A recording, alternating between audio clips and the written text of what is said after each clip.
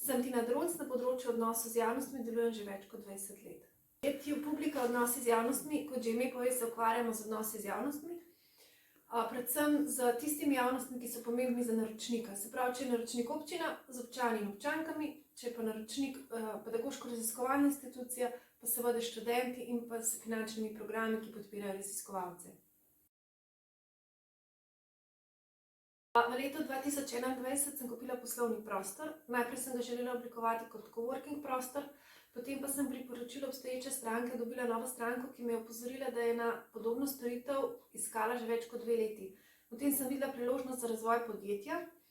Ker sem o tem že dalj časa razmišljala in nisem nič naredila, sem se odločila in se vključila v podjetniško akademijo. Zelo sem bila vesela, ker so me sprejeli v program mentoriranja in ker sem izbrala res dobrega mentorja.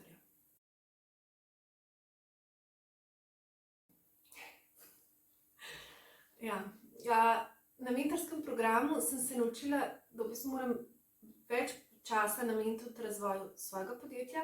Ne samo, da se razvijajo moje stranke, ker jim pomagam s tem, da jih podpiram z različnimi storitvami z področja odnosov z javnostmi, ampak da moram tudi sama te storitve uporabiti za sebe. Naučila sem se tudi, da je treba cilje, ki jih imaš, jasno strukturirati, da je treba jasno strukturirati v bistvu, kdo je tvoja ciljna publika, da je treba včasih mogoče pri tem preoblikovati cilje, ampak da je vsaka pot splača, da lahko dosežeš uspeh.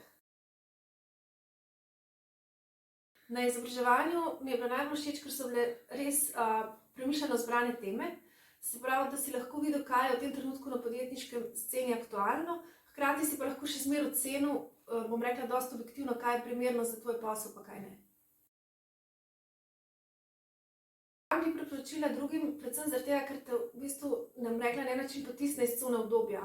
Vsi vemo približno, kaj bi mogli narediti, na kakšen način bi mogli narediti, ampak do tega, da pa naredimo, nas pa v bistvu lahko pač na podlagi nekega impulza ali pa nekih držljajev pripelje nekdo, ki od nas mogoče na tem področju več ve, ki bolj objektivno gleda, ki ni toliko, bom rekla, s čustvi vključen v ta posel, ki ga pač mi opravljamo vsak dan.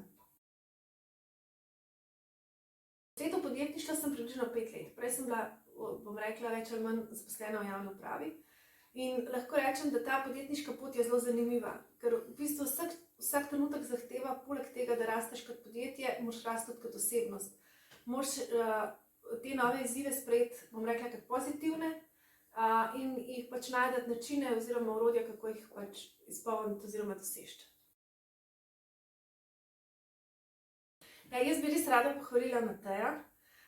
Bom rekla, na prvem srečanju, ko sva ga imela, se mi zdi, da to super, to bo vse funkcioniralo. No, potem so pa 2 srečanja, sta se zame končala tako bolj slabovoljno, ker sem ugotovila, da mi razlaga stvari, ki že sama vem, kaj moram narediti, kako moram narediti. Tudi v bistvu, ampak mi je pa ta pogled, bom rekla, na te moje probleme oziroma na izzive, bom rekla, pa zelo nadgradil, zelo mi je pomagal. In jaz mislim, da je z njim delati res lepo, predvsem pa, tako bom rekla, izzivno. No, zdaj pa še minutka za promocijo. Najdete me lahko na spletni strani www.publika.si.